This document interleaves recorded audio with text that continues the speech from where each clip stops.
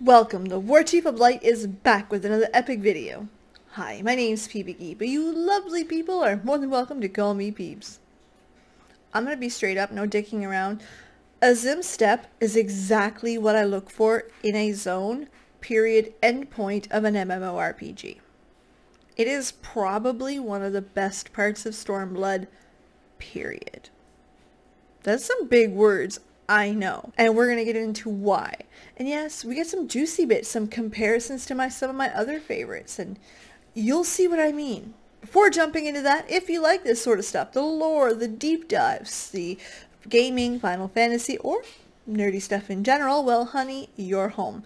Hit that subscribe button, because listen, we tend to do nerdy here pretty well. Alright, let's jump into what's got me so excited about Azim Steppe right now. Let's start with the obvious. Azim Steppe is unknown to you, the player. So its big task is to build the world under your feet. You've never been there. You have no idea who these people are. Right? The challenge in that, and the challenge in fantasy, generally speaking, is how do I do that? How do I tell you what's going on with everybody? How do I let you know how they think, how they believe, how they function in their day-to-day life? How do I make that story rich without grabbing the player by the hand and bringing them through? Okay, so this is the bartender. We like beer, so stop here. We're going to be using the example of dwarves a lot because dwarves are very iconic in their look. Lord of the Rings, Dungeons and Dragons, World of Warcraft. They're all the same. Mountain dwelling, short creatures, bearded, beer loving, one of the two. But dwarves are very iconic. But how do we teach that to a new player? I'm going to tell you a secret. Let me tell you a secret. It's not by, hey there adventurer, we're going to see Mr. Thunderbeard at the bar because dwarves drink. That's doing it wrong. There's a different way to do it where you're not holding the player by the hand. Let me give you again the same example with the dwarf. How hard would it be to have a quest where is Mr. Thunderbeard? He was supposed to be here 2 hours ago. He's late again. And then the player goes out and finds Mr. Thunderbeard outside, passed out drunk, snoring. Again, it's implied, you get an idea, but the story is still told. Azim Steppe is that one that's done right. So let's start with the actual zone. It is big, beautiful, majestic. It's farmland. It's scenic. You're there with the Aura, which you know very little about. And they live in clans. Each clan has their own take on religion, their own belief system, and way of life. And you are taught all three of those different ways of life. And none of it felt like a chore. The Nadam was genius because it made you go to each clan. It made you learn about them. How are they going to fight? Well, these ones fight with the fury of the sun. These ones fight hard because they believe that when they die as warriors, they'll be reborn. So they do not fear death. See what I mean? Like, learning about them because of a big battle coming up was strategically genius. Even if the Nadam was probably the worst duty fucking ever. The actual building of that story really let that zone breathe. Let me compare it to my personal favorite zone from World of Warcraft, and you'll see what I mean. The Jade Forest is the best World of Warcraft zone. Fight me. Just fight me. You walk in, introduced to a new race, the Pandaren. You're introduced to a new land, Pandaria. I know pandas. Listen, doesn't matter what it is. You're introduced to their religion, their beliefs with the Shah, how they live as people. They're gourmand, they like to eat, they like to party, they work really hard, they have deep belief systems.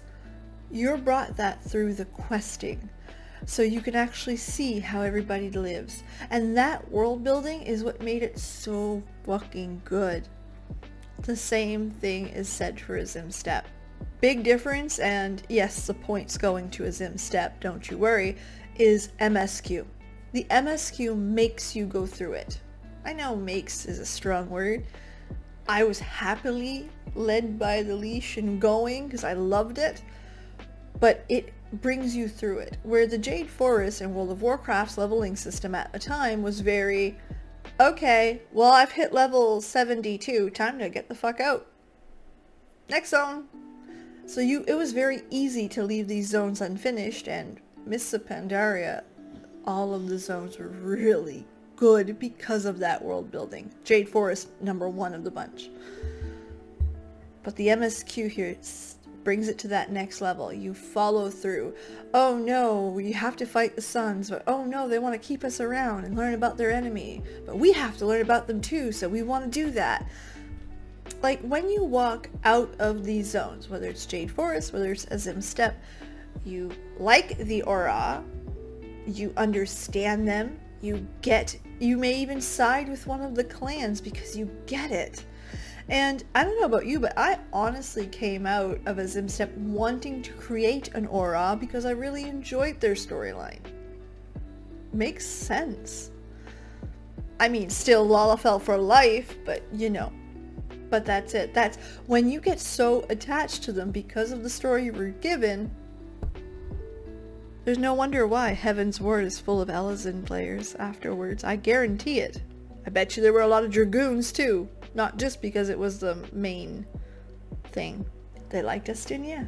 Later down the road, when you're questing and the aura help you, it means so much more because you understand that you're an outsider and you won their big battle, and there's a thing there that hurts them, or they feel like they still have to help you due to tradition, but they may not like it. It's incredible to see and feel when they do come to your aid. It brings it up so much more. This is why story building and story quests are so important. And it's so beautifully done in Azim Steppe.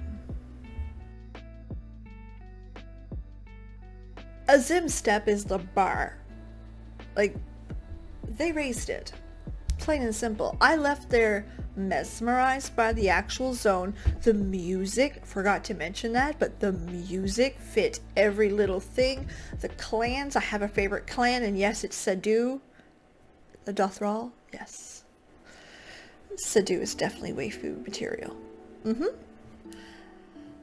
I learned their beliefs, I learned their strong points, their weak points, what works, what doesn't, what they like, what they dislike. And I walked out with an affinity for the aura I never had before. Nailed it. Are there other zones as good as Azim Steppe?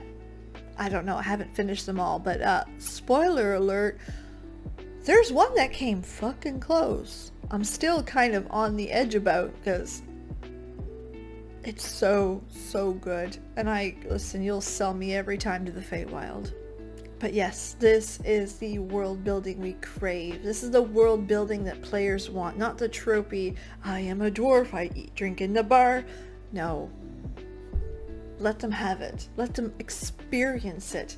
Just like you would if you went to a new area, a new culture. People don't sit you down and say, hey, in our culture, we do things this way. They don't. You experience it. You learn and you grow. Let me know. What was Azim Steppe for you? Am I out of bounds? Let me know in the comment section down below. If you liked this video, give me a big ol' thumbs up. If you didn't, well, cool. Be honest with me. I'm a big girl. I can handle it. Bonus points if you tell me why you didn't like it. Feedback is the best way to improve. And if you like lore videos, deep dives, nerdy stuff, Final Fantasy, gaming, or lots and lots of content, yes, we're doing lots lately, hit that subscribe button. And while you're down there, ring that bell. That way you'll get notifications every time I go live or upload, which, as hinted at, we do a lot.